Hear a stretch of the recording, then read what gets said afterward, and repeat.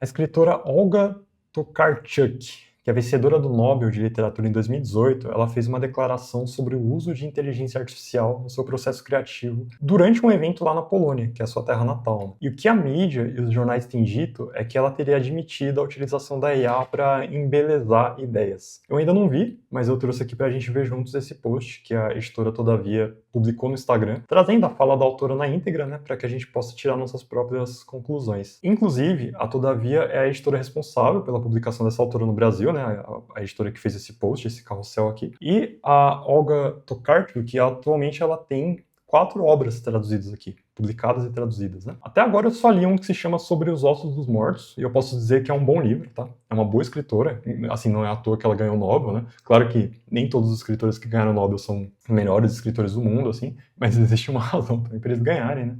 E ela é uma boa escritora e que, inclusive, me interessa muito ler outros livros dela, assim. Então eu fiquei bastante curioso sobre o que se trata esse tema que a gente vai tratar agora, né? Que é esse carrossel sobre o uso de IA dessa autora.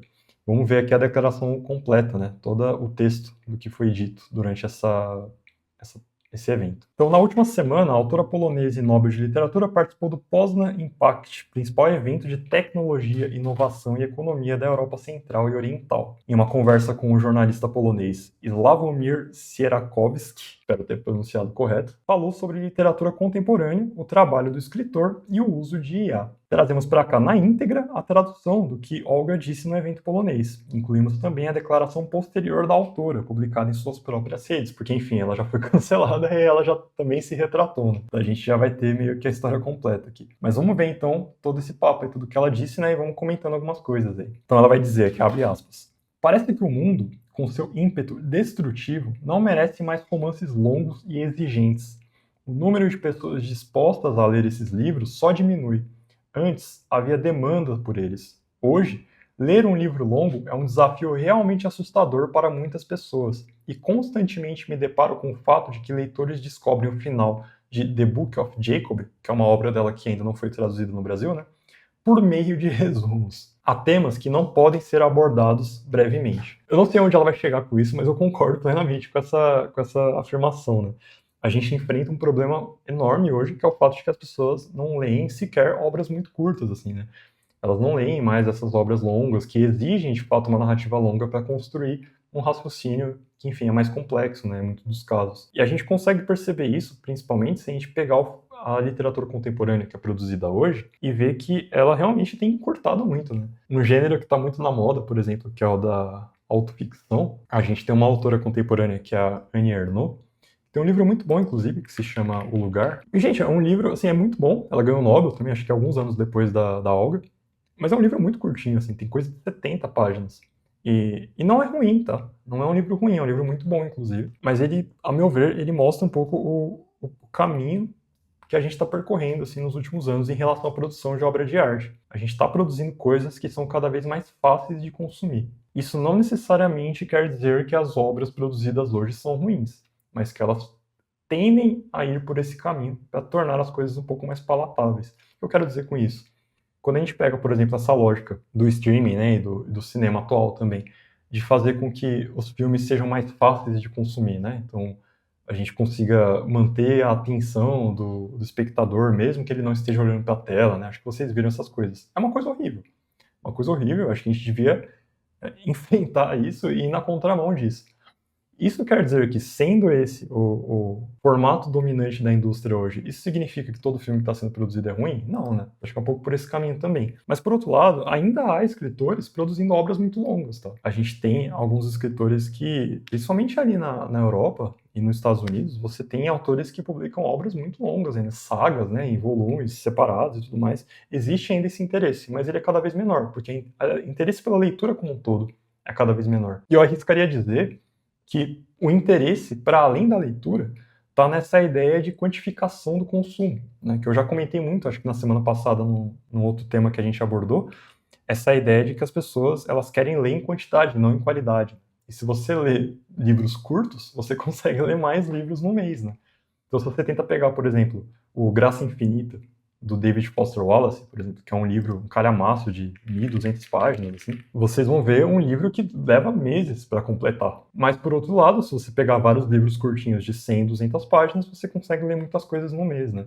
Então, as pessoas acabam optando também por essa razão. Criamos um paradoxo trágico. O mundo ao nosso redor está se tornando incrivelmente complexo em todas as áreas, e o leitor moderno, apressado, busca freneticamente histórias extremamente simples e absolutamente unidimensionais, perdendo no processo a capacidade humana de compreensão complexa da realidade. Isso aqui também é perfeitamente correto, né? Infelizmente, assim. Se a gente pensar, por exemplo, que nesse sentido entram todas essas lógicas de produção audiovisual que eu acabei de comentar, né? Mas não só. Se vocês pegarem o tipo de ficção que está no topo de vendas atualmente da Amazon, por exemplo, que são aquelas ficções produzidas especificamente para vender como e-book, vocês vão ver que é esse tipo de história que acaba operando, assim. São livros voltados para pessoas que têm pressa e que buscam realmente histórias que podem ser lidas de maneira frenética, né?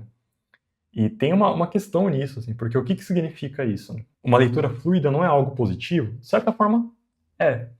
Mas existe um problema, e aí entra um assunto também que tem a ver com cinema, que a gente poderia falar sobre a questão da adaptação, por exemplo. Hoje em dia, existe um certo fetiche, assim, que quando um filme vai ser adaptado de um livro, ou de um quadrinho, ou de qualquer outra mídia artística pré-existente, existe um fetiche da fidelidade, né? Precisa ser idêntico ao conteúdo original. Então as pessoas não querem uma releitura em uma outra linguagem artística, elas querem a mesma coisa. Isso é muito comum hoje em dia, né? Acho que principalmente com conteúdo de cultura pop, isso é muito forte. E com livro isso acontece muito. Então, principalmente se vocês pegarem esses livros voltados para público infanto-juvenil, isso é bem frequente também, né? E aí, qual que é o problema ainda maior disso? E existindo essa demanda, nos últimos anos tem acontecido esse processo também de muitos escritores e escritoras escreverem livros fáceis de adaptar. Então são livros que são pensados numa narrativa que quando você está lendo, parece que você está lendo o roteiro de um filme. Parece que tudo está sendo descrito de uma forma que se conseguir vender aquilo para Hollywood fica fácil de adaptar, entende? Isso é muito comum. Então são livros que já não estão trabalhando mais um aspecto fundamental da literatura, fundamental, principal, né? O que faz existir a literatura, que é a linguagem escrita. Né? É a linguagem escrita.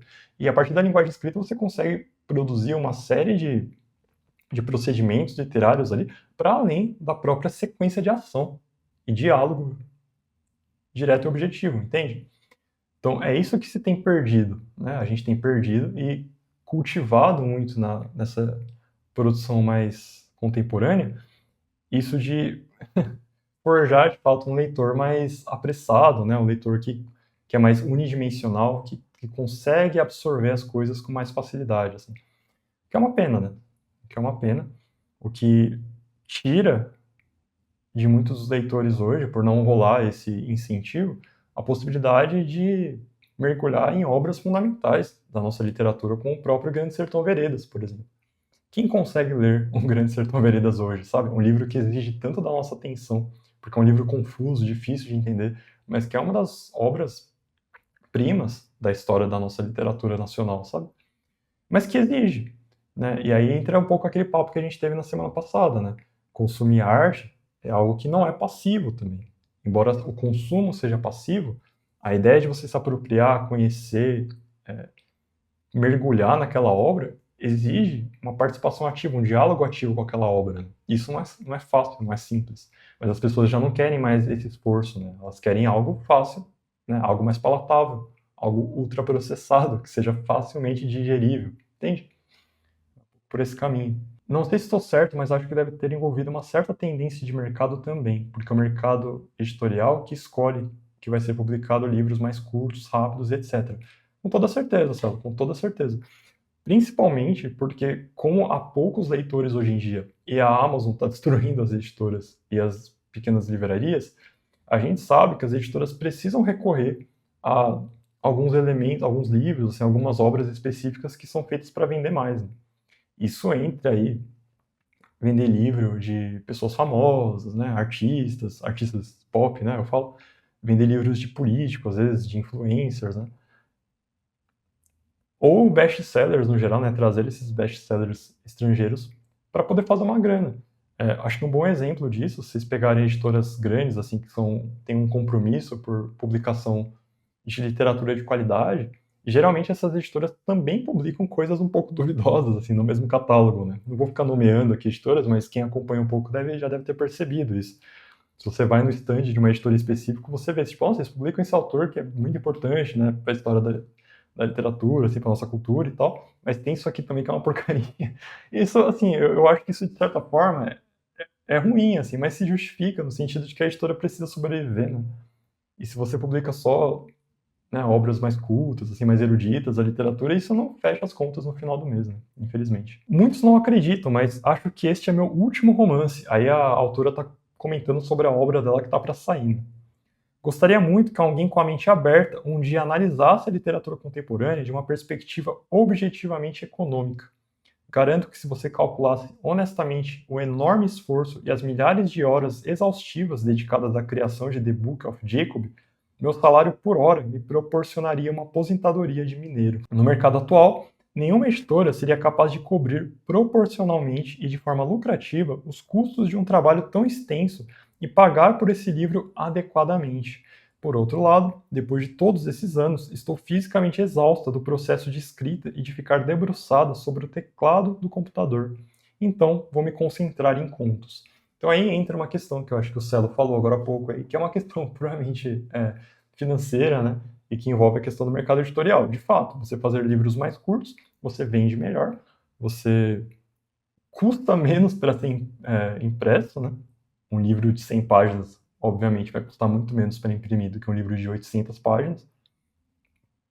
E nesse sentido, acaba compensando até para o autor, né? Ele vai conseguir produzir em uma... Não necessariamente, tá? Eu não estou dizendo aqui que fazer um livro curto é mais rápido. Até porque a gente poderia pensar em obras de poesia, por exemplo, que não necessariamente são rápidas de se fazer, né? Mas você escrever uma narrativa, pensando de maneira objetiva, assim, você toma menos tempo de escrita do que um livro que é muito, muito longo, né? Então, acaba aqui... Eu acho que em muitos momentos, tá? Essa autora está equivocada em achar que isso já não é feito, assim. Mas a sociologia da literatura faz muito isso, né? Se encarrega muito de fazer esse tipo de análise, do ponto de vista econômico, por exemplo, para analisar como e por que determinadas obras eram produzidas em determinados contextos sociais. Não só a sociologia da literatura, mas todas as obras, todas as leituras críticas que trabalham com uma abordagem social da produção, que leva em conta as condições de produção da obra de arte, vai trabalhar com isso também. Eu tenho feito uma pesquisa recente, por exemplo, para produzir um vídeo aqui no canal, sobre alguns artistas do Renascimento. E não dá para falar sobre eles, apesar de muitas pessoas fazerem isso, né, para tentar esconder o panorama de luta de classes que existe nisso, mas não dá para você falar de Donatello, de falar de Michelangelo, sem falar dos Medici, que financiavam eles, que eram um clã, uma família de pessoas que dominaram o poder de uma região por séculos, de maneira ilegal, né, corrupta, fraudando urnas e coisas do tipo, mas que, por um outro lado, foram quem viabilizaram que esses artistas, né? Viabilizaram que esses artistas trabalhassem essas obras que hoje a gente conhece. Mas aí que tá, a história da arte ela é como ela é hoje por conta desses aspectos que foram fundamentais para que elas tivessem acontecido dessa maneira, entende? E aí aqui, enfim, claro, a gente poderia fazer um juízo de valor se isso foi bom ou ruim, mas a questão aqui é o fato, né? Os artistas vão operar dentro da lógica política, social e econômica do seu tempo. Não tem como ser de outra forma. Porque você não pode ser um cara que fica fazendo arte acreditando só naquilo que você quer fazer e você morre de fome. Quer dizer, até pode ser, né? Mas entende? A Cida falou, é como audiolivro, eu não consigo consumir, sinto que muito da história escapa quando escutava livro. Eu acho que isso tem um problema, que é, exceto por quem utiliza com uma forma de acessibilidade, né? Pessoas cegas, por exemplo, eu acho que tem essa questão que se a gente vai tentar escutar um audiolivro pela lógica neoliberal sobre a qual a gente opera nos dias atuais, inevitavelmente a gente vai querer fazer outra coisa ao mesmo tempo, né? E aí é muito difícil você ter aquela plena fruição da obra literária se a gente não está colocando a nossa atenção naquilo, né? Então, eu concordo com a Cida e concordo muito com o que o Devan falou aqui também, né? Quando você ouve um audiobook, você está usando apenas um sentido. Ao ler, você usa a visão, o tato e a sua voz mental. Por isso, na minha visão, a leitura é mais proveitosa do que o audiobook. Então, quando você está segurando o livro na sua mão, o livro, Kindle, né, seja lá o que for, você está olhando para aquilo, você está tocando aquele objeto, você está, né, efetivamente lendo, é mais difícil você tentar fazer outra coisa ao mesmo tempo. Né? Pelo menos eu não conhecia ainda um maluco que tenta, sei lá, lavar a louça e ler um livro, alguma coisa assim. Mas é perfeitamente possível, entre muitas aspas, fazer isso com audiolivro, né? E isso prejudica muito a compreensão. Prejudica muito a compreensão. Eu sei que tem muita gente que escuta audiolivro dirigindo, por exemplo, né? Eu sou incapaz de dirigir com minha atenção 100% focada na direção. Imagina tentando ouvir um livro, sabe? E é até um pouco absurdo na minha cabeça, assim. O envolvimento dos autores de uma perspectiva puramente econômica nessa dimensão de contos longos é difícil de imaginar. Talvez um futuro simbiótico e a cooperação com a inteligência artificial os ajudem. É aqui que eu acho que o texto provavelmente vai começar a descer ladeira abaixo. Né? Apesar dos receios, acredito que nós, escritores, devido à natureza específica de nossa arte, somos os mais sintonizados com ferramentas como a IA. Olga. Nossas mentes, nossas cabeças, nossos cérebros literários operam de uma maneira completamente diferente. Nosso raciocínio se baseia em uma associação periférica e extensa de fatos que difere drasticamente da visão altamente focada dos acadêmicos. Comprei a versão mais avançada de um modelo de linguagem e frequentemente me surpreendo com a forma fantástica com que ele amplia meus horizontes e aprofunda meu pensamento criativo. Por outro lado, é preciso ter muito cuidado com isso. Então aqui a autora começa o momento em que ela está admitindo o uso da inteligência artificial, não só o uso, mas aparentemente ela comprou alguma IA também, né, para utilizar no processo criativo. Essas conversas nos absorvem e você pode perder de vista o propósito original de usar IA em favor, por exemplo, da exploração ou mesmo da descoberta de teorias extraordinárias.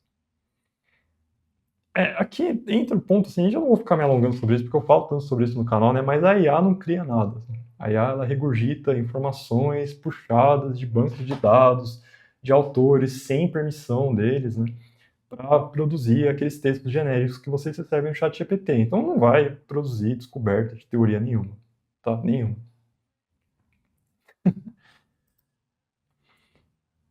É preciso ter cuidado com as alucinações. Quando eu estava escrevendo meu último romance, perguntei a esse modelo avançado quais músicas meus personagens poderiam ter dançado em um baile décadas atrás. A IA me deu alguns títulos e no final acrescentou, e aí ela colocou o nome de um artista, uma banda polonesa de rock aqui, né? Com esse erro engraçado no nome. Costumo lançar uma ideia para a máquina analisar, perguntando: querida, como podemos desenvolver isso de forma primorosa? Mesmo sabendo das alucinações e dos inúmeros erros dos algoritmos factuais nos campos da economia rigorosa e dos dados concretos, devo admitir que na fluidez da ficção literária, essa tecnologia é um recurso de proporções incríveis. Ao mesmo tempo, sinto uma tristeza profunda e muito humana por uma era que está desaparecendo para sempre. Meu coração dói com o fim da literatura tradicional, escrita ao longo de meses em solidão, uma obra de vida forjada na mente de um indivíduo plenamente consciente em singular.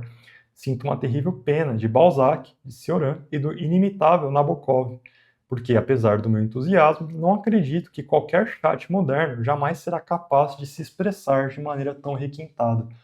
Isso é curioso, porque esse é um tipo de reação derrotista, vocês conseguem sentir, né, um tom derrotista no discurso da escritora, que é muito comum, é um dos caminhos pelos quais as pessoas têm percorrido para lidar com esse sentimento meio de luto, né, que as pessoas acabam tendo, assim, com a questão da IA, que é uma coisa assim, tipo, eu vou sentir falta de quando o mundo era só dos humanos, mas hoje em dia é isso aí, né, é as máquinas, a gente tem que usar, porque faz parte, é a evolução natural da civilização, né. Então acaba indo um pouco por esse caminho. Mas é engraçado porque isso não se justifica. Porque se você pegar as razões pela qual ela usou a inteligência artificial, não é algo que você precisa. Quando você está escrevendo um livro, quando você está concebendo personagens, é essencial para esse processo você perguntar para uma IA quais músicas esse personagem ouve? Eu acho que não. Eu acho que sequer é fundamental, a não ser que isso vá aparecer em algum momento da história. Isso tem a ver com construção narrativa, né? Você não joga elementos da personalidade de um personagem de maneira aleatória na história. Quando você coloca aquilo na história, isso precisa ter uma razão para estar lá. Entende? Existe um conceito no conto, por exemplo, que é a arma de Chekhov. Chekhov é um escritor russo, né? E o conceito da arma de Chekhov é essa ideia de que, se durante uma narrativa é descrito que existe uma arma de fogo, essa arma em algum momento ela precisa atirar. Eu estou aqui parafraseando, né, o que o Chekhov diz, mas essa é a ideia de que você não vai mostrar que tem uma arma, né, uma espingarda pendurada na parede de uma casa, você não vai descrever isso na sua narrativa se essa arma em algum momento não vai ter uma utilidade, se ela não vai precisar ser utilizada em algum momento. Se vocês pegarem aquela série Atlanta, por exemplo, uma das séries mais incríveis que fizeram na última década, assim, com a série do Donald Glover, a segunda temporada é trabalhada em torno disso, assim. É uma subversão, na verdade, né, da arma do Chekhov, porque aparece uma arma de fogo no primeiro episódio e ao longo da temporada vai se construindo essa ansiedade, porque você não sabe o que vai ser feita dessa arma. E o que acontece no final, assim, é bem diferente do que se espera, na verdade, de uma série que se passa no subúrbio dos Estados Unidos, assim, a gente acha que a arma, né, eventualmente vai ser usada para um crime e tal. E isso é subvertido, né, na narrativa contemporânea da série televisiva. Então existe essa ideia. Então, para que você precisa saber as músicas que seu personagem ouve? Assim? Isso vai acrescentar na narrativa? Talvez sim, né? Mas nesse caso, não sei, eu não sei se a gente precisaria estar perguntando isso para a inteligência artificial, se é algo tão essencial para a narrativa, né? Acho que é algo que precisa ser construído ali a partir do próprio senso criativo, né? Aí, né, essa foi o texto que esse é o texto, né, do que ela disse nessa entrevista.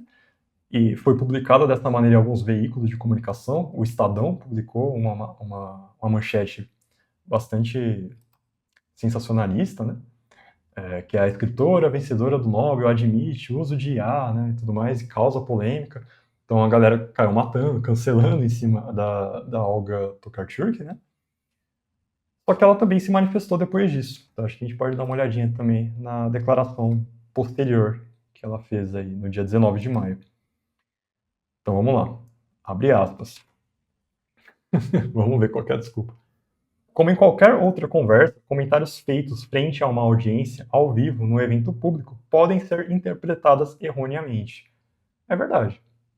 Eu não sei o que poderia ser interpretado erroneamente dessa fala dela, porque eu acho que estava bastante claro, mas vamos lá. Eu não escrevi meu próximo livro, que será publicado no outono de 2026 na Polônia, usando IA ou com a ajuda de alguém. Há muitas décadas eu escrevo sozinha, então digo breve e firmemente. Eu uso inteligência artificial da mesma forma que a maioria das pessoas no mundo. Eu a trato como uma ferramenta que me permite documentar e checar fatos rapidamente. Se a maioria das pessoas do mundo está usando a IA como uma maneira de checar fatos, a gente realmente tá assim, não está indo ladeira abaixo, a gente está caindo num poço sem fundo direto. Né? Sempre que uso essa ferramenta, eu verifico novamente a informação. Aí assim, não mais do que a sua obrigação, né? Como venho fazendo há décadas por meio da leitura de livros e da exploração de bibliotecas e arquivos. Nenhum dos meus textos, incluindo o romance que está chegando, foram escritos com a ajuda de IA, exceto como uma ferramenta mais ágil para pesquisa preliminar. Muitas vezes eu me inspiro em sonhos, mas antes que essa frase também seja dissecada pelos especialistas, eu não sou especialista, então eu posso estar dissecando aqui essa frase. Eu me apresso em esclarecer que os sonhos são os meus próprios.